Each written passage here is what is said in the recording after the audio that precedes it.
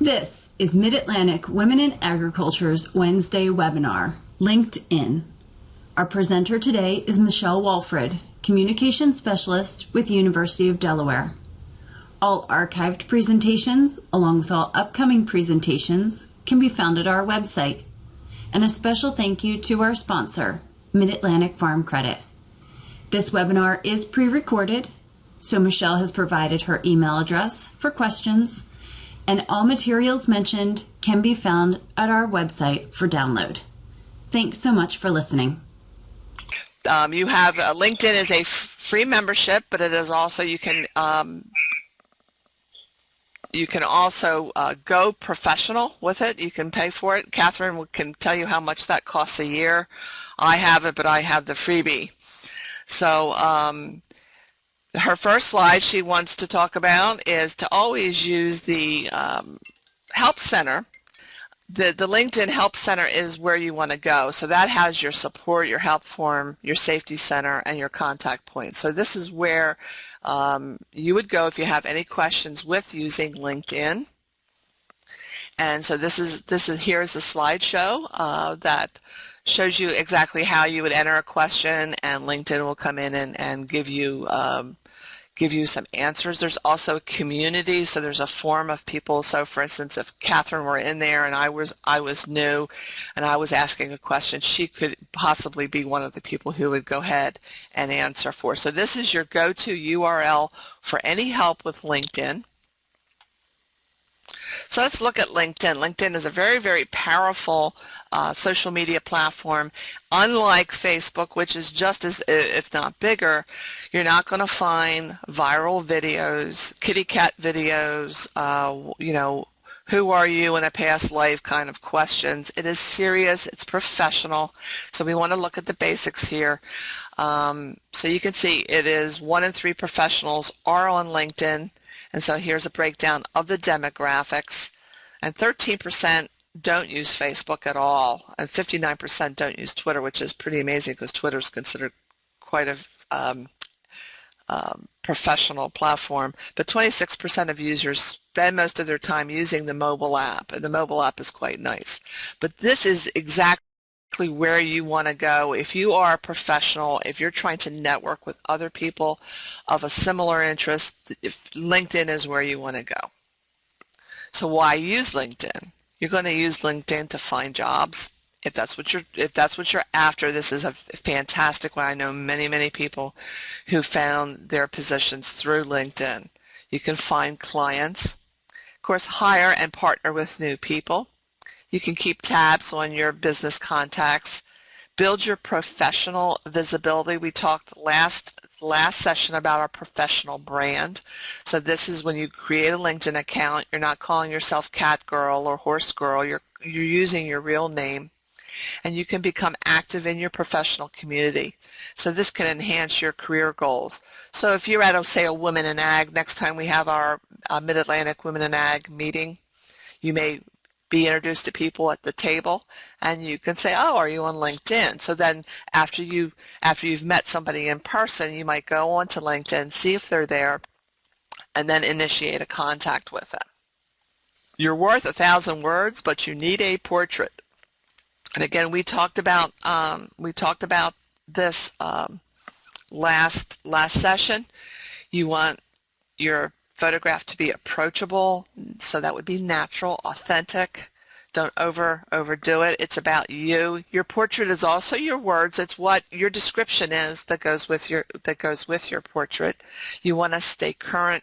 You want to dress for the part. So if you're out in the backyard weeding and you don't want to use a snapshot that your husband or your wife took, you want to.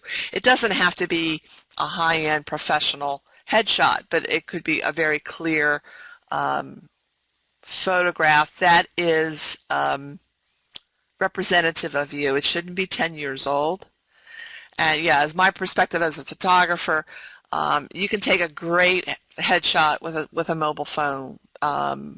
And it doesn't have to be a studio shot that's backlit. It could be maybe a picture of you at your work setting or what you do. So if you are a farmer, absolutely you can have a nice headshot taken and maybe a rural scene in the background. But don't take selfies. Don't take webcam photographs. Let's step it up a little bit. Again, you don't have to spend $300 or $400 for a headshot and a sitting fee. You can have a good friend maybe take 50 pictures. With me, I have to take about 100 to find one I like. But that's what you do. Make it clear. Natural daylight would be fine. So this is an example of a very smart profile, nice photograph of her, very plain background. LinkedIn now is following suit the way Twitter does and Facebook with having a timeline photograph in the background, so you can choose something that reinforces your field. This person here, Ann Handley, has 58,000 followers. That's huge on LinkedIn. So she's a social media pro, and as Catherine says here, at first glance, she's a triple threat. She's got a banner, she's got a headline. Well, her headline is author of Everybody Writes and content roles, Chief Content Officer of Marketing Profs. So you have the ability to go in and give yourself a header, and it could be housewife.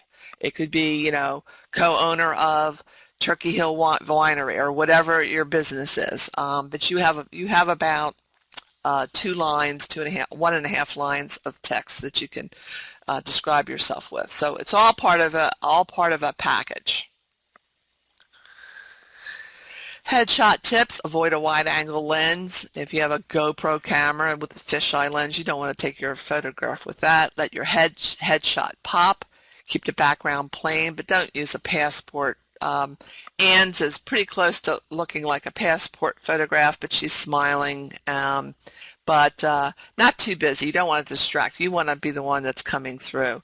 If you're in a crowded setting, blur the background. I did that with my particular LinkedIn picture. You can shoot in a variety of settings. Catherine and I did that. I shot hers, and so we went out and we took several of them. So she's used some for her blogs and some for her LinkedIn. You want to look at the camera, stick your no double chin, relax and smile. Of course, some of us have double chins, but the dimension for the page for your photograph is a square, so it's 240 by 240 is what you'll have to size it to. But you can use a higher resolution, and it will resize it for you. So the headline is, "Hey, look at me." That's what you're trying to do. So you want to avoid the exact job title if you're looking for a job. And as I'm not looking for a job, but mine right now says Michelle Walford, University of Delaware Cooperative, Communication Specialist. So that wouldn't be what I would do if I were looking for a job. I like my job, so it's probably okay. You want to speak to your value. If you're in a job search, you want to cast in the position that you want. And don't make your headline a resume. Less is more. And this is true across all social media. They're finding out now, Facebook posts should be 80 characters. Twitter allows you 140, but the best Twitters are shorter than that. So don't stuff everything you do in that headline. That's just to kind of grab people's attention. And as Catherine says, bottom line, be yourself. You want to get to the point. You have 2,000 characters. The zinger selling handle. So Catherine could maybe come up with an example of that. She's talking in her lingo right now. Short paragraphs. This would be in your profile, but you have bullet points that you can do instead. You want to be personal. This is more than just a flat resume. So you can upload your CV or your resume to LinkedIn, and that can be your profile, but that's usually done with job speak. You want to kind of go in there and make it a little bit more natural. What do you do and why are you good at it? Show some of the challenges you faced professionally and how you solved them. So this would be something relative that you would talk about. And you want to, there's a place on LinkedIn, it's a little lower down, but where you've gotten awards or courses that you've taken, societies that you belong to, and numbers talk. So this would be the kind of people you've influenced, the number of followers that you have, etc. So this is Jeff Bullas, and he is a social media, I don't like the term guru, and she didn't use it either. Anybody that calls themselves a social media guru, right off the bat, I would be worried about him. He is a thought leader. He is suggesting things. He is making people think. So you could be a agricultural thought leader. If you are in extension, you want to be a thought leader in your profession, whatever it be. If you're selling balloons, then you're a thought leader about selling balloons, and you talk about mylar and latex. And so you just don't say, this is what I do, this is what I do, this is what I do, look how great I am, look how great I am. That's integrated in LinkedIn, but it's not about selling yourself. It's partly that, but it's partly provoking discussion, offering interesting articles that you've read about your business, because people who are going to follow you are going to be aligned with, more than likely aligned with what you do. I follow mostly people in Delaware. I follow people that are affiliated with the university. I follow people who are affiliated with Extension. So I will write and I will put an article about insects or agriculture, and I will offer that on my timeline, and I might preface it with, like, what do you think about this? Isn't this, and here's a different way of looking at something. So that's what a successful person on LinkedIn does with their profile. It's very similar to what you do if you're on Facebook, except none of the nonsense and the silliness is gone. It's more professional and more topical to where you've placed yourself in this organization. So this is Jeff Bullas. It would be a very good person to see how he operates his profile. And then you have a place lower down as you scroll down a LinkedIn profile. You can talk about your, if I hear her come through again, but again, Catherine, this is Catherine. Let's just take a look here at Navigate. This is Catherine's account, so she took a screenshot. She went in, she signed in, so this is her profile. She's a premium member, so she pays. She's one of the more serious players in LinkedIn. But when you're scrolling down, this is Jeff Bullas still, so we looked at his beginning picture here, but if you went and scrolled down his profile, what you would see then is, or maybe he'll talk about what he's done. He's been on Forbes, blah, blah, blah, blah, blah. He posts, he's here, there, and everywhere. He has blog posts that he uses, and you can also use something called Pulse, which is where you can actually post directly. You can post articles in LinkedIn directly. So he has some of these featured, and he notice how he phrases his contact information in his profile. So he does talk about people that he's interacted with. So and you can see who he's connected with on here. So it's a lot in terms of the way LinkedIn first started out and the way it is today. It's a lot more really like Facebook without, again, being really silly. So when you are on LinkedIn, what's going to happen is you're going to show up on searches. You are going to become Google-fied very quickly. Catherine, I thought I heard you again. You want to try it? Showing like her microphone is working. But so I apologize, everybody. I'm trying to give Catherine a chance to come in. This was her baby here. You can show up in searches, so you want to use keywords. So if you're looking, you want to reflect the title that reflects what you want. So if you're if you're looking for a new person to join your business, you could search with keywords, and if the person on the other end has written their profile well, then they're going to show up. So you want to show your soft skills and your hard skills. So this would be, you know, the things that you've learned how to do, but your soft skills, and this would depend on how you've written your profile. You know, it will show people right then and there how you interact on a daily basis, not just your big resume starters. And development, training, and relevant courses. Catherine, do you want to comment on that? And again, for people coming in, I'm jumping in due to a technical issue, so I apologize here. The one thing you don't want to do with your profile is use these terms. I'm seeking a new opportunity, because inherent in that is you're unhappy where you are for some reason, or that you're making a career change. Don't say that. Just talk about what you're doing. Don't give overly personal information. Again, this is not Facebook, so we're not talking about how much you love being a grandmother or the trip that your husband and you went on. This is your GPA after the first job, so you don't really have to talk about your GPA. That's a little bit more amateurish, I think. And all this cool stuff you did in college. If this is your first job or you're trying to get your first job, you want to tone that down a little bit. You don't want to be sounding like you and LinkedIn will ask you these things. What did you do while you were in school? What did you do? So you don't have to put any of that in. So, and you don't want to really talk about your high school. You want to list it maybe, but you're not talking. You're leaving that student stuff behind, and now you're presenting yourself as a complete professional. And this is what your job seekers are going to take a look at. Your job. So here are some killer cliches, meaningless adjectives, redundancies, and fillers. Use creative and analytical, motivated, effective, and seasoned. These are good words to use. So how are you creative? You're results oriented.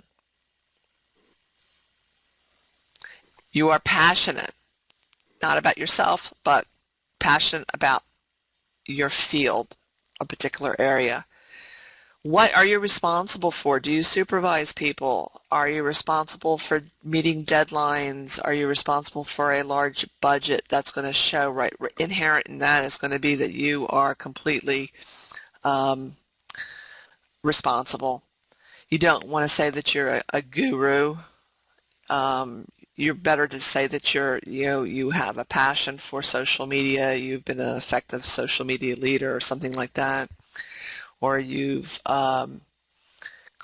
coordinated or ran or developed or partnered with agricultural agencies, that kind of thing.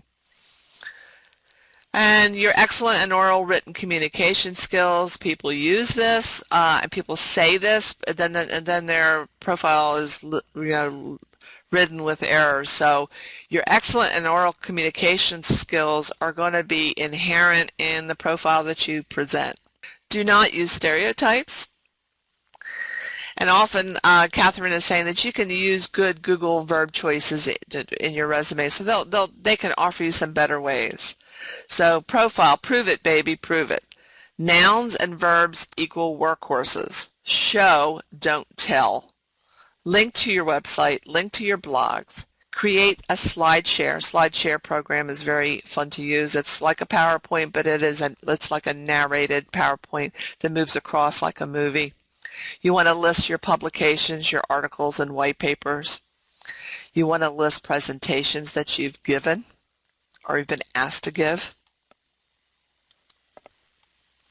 You want to power up with recommendations. Now this is very good.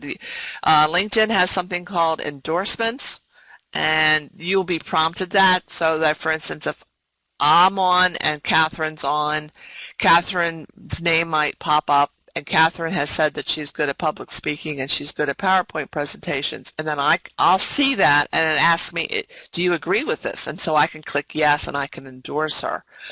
But a recommendation is something completely different. A recommendation is a testimony that a person gives you on LinkedIn saying, I've worked with this person, she's impressive because of XYZ, and it's usually a short paragraph or two that is more personal, and it's like a recommendation you would get at college or for a job, but it's a little bit shorter than that. And they carry a great deal of weight. So here's a recommendation now for Jeff Bullas.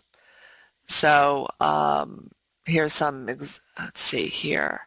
So here's Carolyn Hymas, says who she is, and she's written now a recommendation for Jeff Bullas, and it's something like this. So I've known Jeff Bullas professionally since 2010, but knew him previously due to his prolific thought leadership on social media marketing and blogging.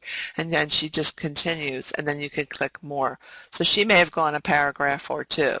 But this is what your individual account would have, whether it's premium or free. You want to get friends of yours, even if you're not looking for a job. How terrific would it be if you are running a farm, and let's say you have animals on the farm, your livestock. How wonderful it would be for someone to say, I've been on this farm, I see the ethical way that they treat their animals, etc., etc. That adds a lot of weight to your professional profile and can really make a strong impression on someone. So it's a testimonial. Like anything else, testimonials really work. Authors have book blurbs where on the back of the book they talk about how great the book is. This is your book, and these recommendations serve as testimonials. Nice and tight, a few sentences are always better. You don't want to be asking somebody to write a 1,000-word essay on how terrific you are, because then that looks a little forced, in my opinion. So recommendations. So this would be if Catherine were to ask me, so how would you ask somebody for recommendations? So this is a friend. So this might be something that Catherine would do. She's suggesting, hey, I could really appreciate a recommendation. To make this easy, I've written something. Please feel free to change it, but this is just to sort of help. And thank you. I would love to do the same for you. So this is, you take care of me, I'll take care of you type of thing. And you would do this with people that you've had a working relationship with, and would feel you wouldn't do this obviously to a stranger. So you want to have a handful of recommendations that would help you along with, again, and even if you're not looking for a job, this would be someone who would want to do business with you. It just helps to have that down. So endorsements are icing, but they're not the cake. I love her setup here. But you want to set up the skills and endorsement section of your profile. You want to list the top 10 skills to get started that would get you started. You would want to have most of your endorsement skills, most endorsement skills rise to the top. Catherine, you may want to elaborate on that. I'm not sure what you mean there. You can add up to 50, but don't get skills happy. So this is, yeah. I mean, I'm not going to put on mine that I know how to do Word and I know how to do PowerPoint. I think everybody knows how to do that. Most people do. So in my skill set, we might have time to take a look at LinkedIn. But judge where you position your endorsements, and you want to edit and manage them every month. So you might be able to, Catherine, can you juggle them? I didn't know that you could do that. I don't have that many. With your endorsements would be something a little different. So that she's trying to talk and I can hear her. This is an example of endorsements. So in Jeff Bullas's profile, and so if you were creating a profile, you would write down, you would bullet the things that you are an expert in. So yours might be agribusiness, or I'm trying to think of another, well, whatever the skills are, it could be PowerPoint and Word. And then your contacts will be prompted on their own to say, is Catherine good at this? Is Michelle Walford good at this? And then they can do it. So in this case, Jeff Bullas, 99 and more than 99 people have said social media marketing is his thing. So this comes sort of automatically in here. So this is quite a few people who are endorsing him for those specific skills. So this is not a recommendation. This is sort of automated. It's very easy to do. But you have to, in order to get endorsements, you have to list your skills down. That other stuff, you have the option to include web links to which you are affiliated with. You might have like Women in Ag, or it might be a blog, or it might be your business website. Catherine is suggesting that you have suggested for 3 website links. You can have a portfolio, and this would be some of your writing or your blog posts. SlideShare would be if you've done any presentations, you can convert them into a SlideShare, which is sort of a very mobile-friendly way for people to scan through your presentation, and you can narrate those. You want to be able to show your interest, and in the interest section is where maybe you might branch out and show a little bit of who you are as a human being, some of your hobbies, etc. And then you have a place for organizations where you belong to. For instance, I belong to the Delaware Press Association. I belong to eextension.org because I'm affiliated with that. So Catherine, she's a writer. She might belong to other different type of organizations. This is publication, so this is where you can publish a blog post or an article, usually short, ideally around 1,000 words. This establishes you as a thought leader in your field. So this is very easy to do in LinkedIn, but you don't have to do it. The organizations to which you belong and the groups say a lot about who you are. So your groups, you can belong to several groups. You can belong to B2Bs. This is, I guess, Jeff Bullas, so these are his, and you can also see who he's following. So this is a lot like Facebook or Twitter, where you can see who they're following, and it doesn't necessarily mean it's an endorsement.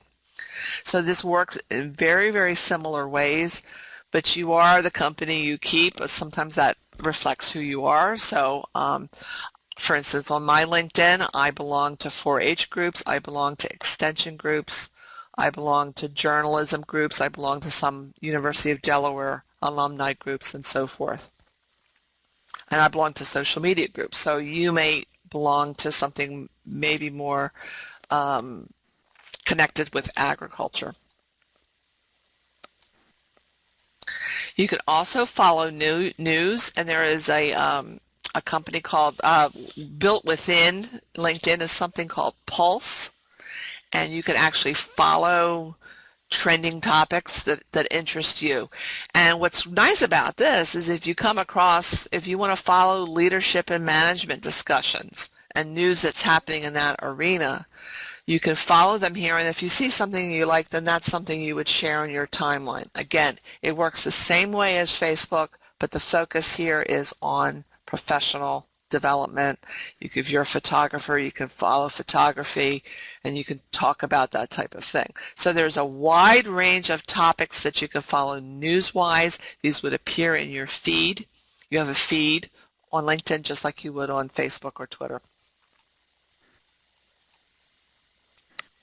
Catherine is saying here, 5 key groups on, okay. I'm just going to let you read now. If you attended the Women in Ag forum last February, we had Jenny Schmidt talk to the group. Jenny is a graduate of the University of Delaware. She owns a farm. She's self-employed, so she is a vineyard manager, and she calls herself the Jane of all trades at Schmidt Farms. She also is a trained dietitian, and I think she's gone back and gotten a microbiology master's degree. We'll look further and see. But she is an advocate for agriculture. She would be an ideal person for this particular audience today to connect to. And when you connect with her, you would connect, and there is usually an opportunity for you to say, hi, I heard you talk at the Women in Ag conference, and you were really impressive. I would like to learn more about what you do. So you have that whole very, very similar. You can email people. you have friends, if somebody wants to connect with you or you want to connect with them, they would get a plus up here. So in that respect, it's almost identical to Facebook. So this shouldn't be terribly intimidating for people who've been on Facebook or even Twitter. It works the same way. I'm just going to keep repeating that over and over again.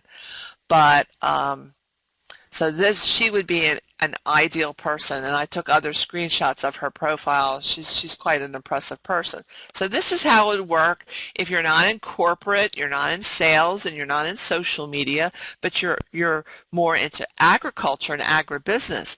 Here's a profile to take a look at on LinkedIn and try to model after. This is the way to go. This is a really cool profile. And look at her, and just take a note, look at her profile picture. This isn't some stock, stuffy corporate headshot. It's a great picture. She's got the wine hanging down. It's soft. It's her.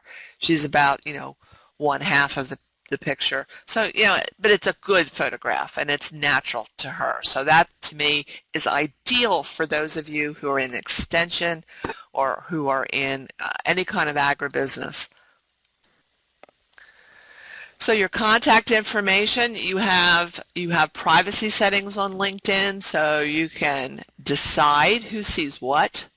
If you Googled me on LinkedIn and looked for my linked profile, and you should try doing that. Google Catherine Hamrick and Google me, Michelle Walfred, and you will see a select amount. This is information that we've allowed the public to see, and most of it's already on my work website anyway, but I might not put my home address and things like that. So you can pick what you want the public to see. You can put in your Twitter feeds, etc., your websites. We talked about that. You can also customize your URL, tongue twister there. Just like you can with Facebook. If you have a Facebook page, after you get a certain amount of viewers, it gives you like a long string of numbers. You can go in and actually change that so that it could be Michelle Walfred Vineyards or something like that, or just your name. So you can tailor make that. But it should be fairly straightforward. Don't be complicated with how you customize your URL. And these are your different account settings, so it's very easy to change your email, control if you want to look for a job privately, if you want to add or remove or change any information. It's very, very user-friendly to do. You can go in and edit your profile, so you can switch it, make it first name, last name. You can change your headline at any time, so you could change it by month, by the season. You can change your photo, etc., etc. So it's just, again, it's like other social media accounts in that respect. So connections, groups, and pulse. And this is where Catherine was going to then come in and take questions. Are you interested in seeing some live LinkedIn? Does anybody want to see a live example of that? We could do that. So I can stop sharing at this point. Do we have any questions? Again, for those of you who are joining in, I apologize. I did not, this is not my presentation. I had to jump in at the last minute because Catherine unfortunately had a audio issue. So let's just go, let me stop sharing for a second, and I'm going to share my screen. Okay, so this is my profile, and so you go to home, and it just tells me who I am. So there's my photo. It told me that 6 people have viewed me in the past 30 days. So this is something different than what Facebook always has. You want to find out who looked at your profile, which is always bogus on Facebook. But in LinkedIn, it's the real deal. You can find out people. It teases you with a few. If you have the free account, if you have the premium, you will see everybody that's looked into you. You'll see here Jennifer Sarangelo. She's the CEO of National 4-H. She has a profile. Let's take a look at hers because she's related to what we do. So here's an example right off the bat of an endorsement. it is automatically prompting me. On Jennifer's profile, as we look at it, she said she can do certain things, and now it's prompting me. Does Jennifer have these skills, Michelle? It's asking me. And I could say yes. Well, I know she does that and that and that, but I'm not sure about fundraising, so I'm going to take that out and I'm going to endorse her on those other things. So I've just now endorsed her. It's not personal, it's sort of automatic, but I can at least put my stamp and say she's on the ball with those things. It's going to keep asking me if I want to endorse other people who are in my network. I don't want to be bothered with that right now, so I'm going to close it. So then you will also see a summary of her background. Then here's her actual experience. And here are her skills. And I've just endorsed her for several, so I'm in this list somewhere. It shows her honors and awards. It shows her education that she's received. It also tells you a little bit about her and her interests. She's married, so she's gone on and talked a little bit more. So that's what I would see. Now when Jennifer comes onto LinkedIn, she's going to see that I checked her out. She will know that. Now going back to me, what I've done is there's my picture. I have an agricultural picture in the background. So it has some volunteer opportunities, awards and honors, some posts that I've done. I post articles on social media, so I have them up here. Here's my summary. I've linked to a couple of websites of mine. Here's my experience, and there's Catherine had given me a recommendation. So I'm really not looking for a job, so I don't put a lot of, I don't want to say a lot of stock, I don't put a lot of effort in trying to cultivate recommendations, but they're still nice to have overall to kind of round me out, and it's another perspective of my work as a professional. So I talk about what I did, what I used to do, what I volunteer, my blog, some projects I've worked on, these are some courses I've taken, where I volunteer. I mean, you could go on and on. Here's the people that have endorsed me, et cetera, languages, my education. And at any time I could say, you know what, this is just too much and I want to take this section out, and I can do that. So you have that. If you go to your home, this is your news feed, so this works just like 4-H. I follow Inc. Magazine, so Inc. Magazine, not 4-H, it's just like Facebook. Inc. Magazine posted this, so I can like it, comment, and I can share it to my feed, to my people. I have 300 or so people that follow me. So this is how it works. I can add a comment, and we encourage you to do this. So you would be following people in your field, and you can go on here and look under agriculture, for instance. Agriculture, and agriculture, yes, it would help to spell it right. And these are all people who've mentioned agriculture in their profile at some level. Works for the USDA. Here somebody works for maybe a seed company, etc. You can narrow it down by companies and groups. You can look for people in the United States only, or even in a particular state. So this is how you could network if you're trying to round out your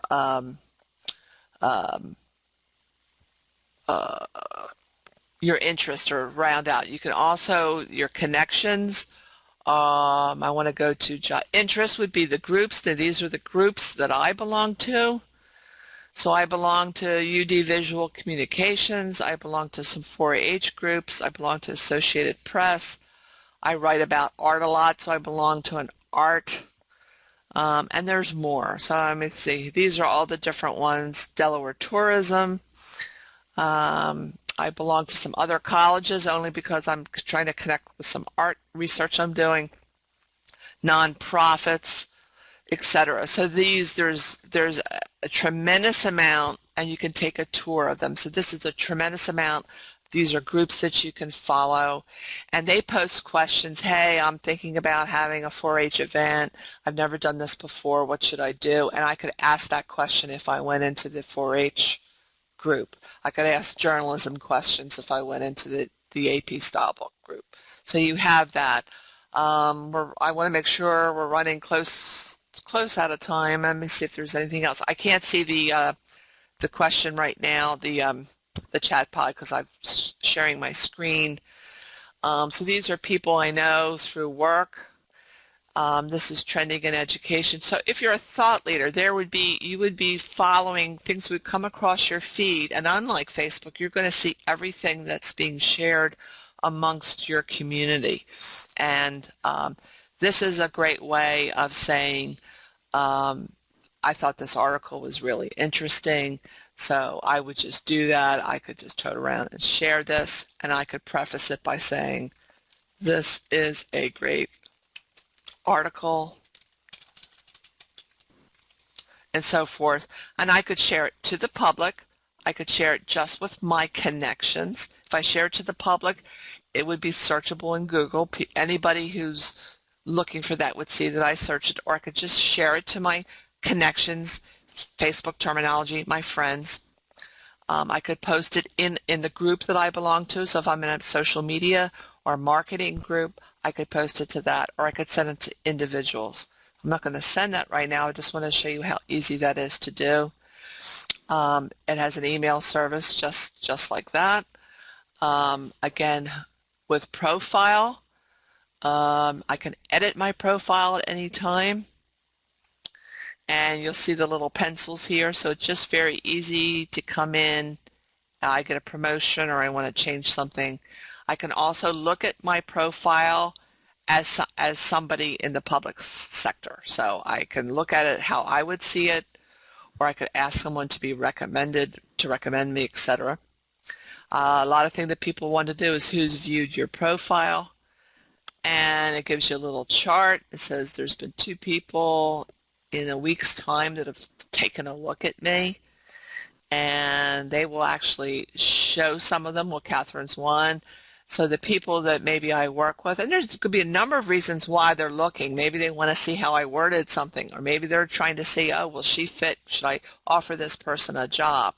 Or it just maybe they're looking for people in their industry. So there's a lot of reasons for it. Some people will make themselves anonymous. If you're a professional member, here's Catherine's profile. Let's take a look at hers, since she has over 500 connections, so she's a big player in LinkedIn. That's a lot. She talks about who she is. She's a deep storyteller, an editor, a social media strategist. That has her education really quickly. It talks about where she is, what she does. She's a premium member, which means she pays a lot of money to have this. It's asking me right now, hey, you've just checked out Catherine. Does she have these expertise? And I'm going to say absolutely. I know she does. So I'm going to go ahead and endorse her. Here are some posts that Catherine has just made, and 656 people are following just her posts. And it shows her background in journalism, copywriting, essays, proofreading, etc. Yours could be on agriculture, sustainability, youth development, whatever. And then she has a career highlight, so she's not listing everything, but she's putting the things that she's most proud of and should be. Then she has projects, which is her portfolio.